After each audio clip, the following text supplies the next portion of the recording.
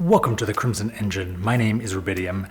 If there is one type of light that expert cinematographers use that amateur cinematographers don't, I'd say it would be the uplight eye light. Uplight adds an amazing way to fill your characters' faces without having to put in bouncers or fills or other complicated rigging. It is almost invisible on the frame. It doesn't wash out the background because it doesn't reach the background, it's blocked by the person's body, and it adds a layer of emotion by putting a pin of light in the bottom of someone's eyes, making it seem a little bit more teary. For instance, I have one right here. If I turn it off, suddenly this is not a particularly well lit scene.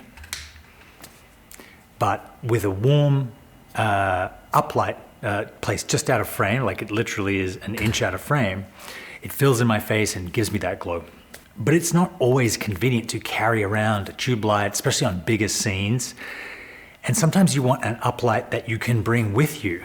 That is why today we are talking about the electrified matte box, which you can make yourself very affordably with a headlamp from Amazon and some gaffer tape. If you like the footage on these videos, then you can learn to shoot just like this in the Canon Masterclass videos.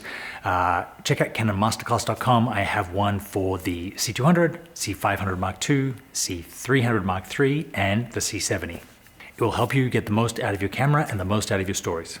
So here is my trusty Canon C200 cinema rig, and here, taped to my shape matte box, is what's called a light bar. So as you can see, it does quite a little bit of illumination. It comes in 3 strengths, so I can stop it down to it's much more reasonable. And what this does is give you the same effect as this uplight here, but it does it from the camera. So you don't have to mount a separate light, you don't have to power a separate light, and you don't have to worry about a moving camera, be it a Steadicam, gimbal operator, dolly, plowing into your light as they come forward towards your talent.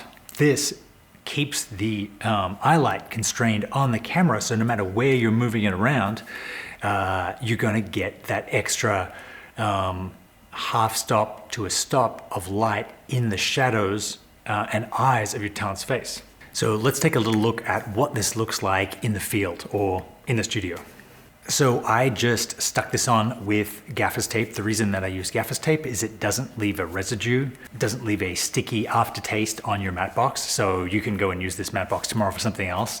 And also you can cut it to size. So the light bar comes in a headlamp, but you just detach it from that and it's still pliable enough to attach to that the bottom of the matte box. On-camera light gets a bit of a bad rap because most on-camera light is your ENG, electronic news gathering style journalism lights, which can be great if you're interviewing someone for the 6 o'clock news, but it does look very lit, it looks very fake. But that's when it is your key light, that's when it's doing the bulk of the illumination.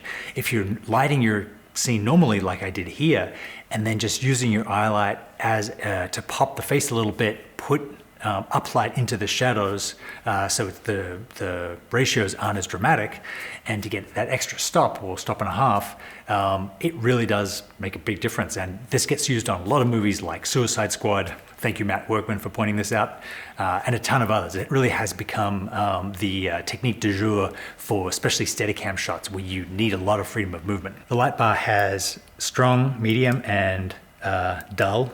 And you see on the dull setting, there is a bit of a strobe. So to get around that, you can either adjust the frame rate of your camera so that you're not getting that stutter, or just stick to the brighter ones and then put some kind of diffusion over the top of it to dull it down.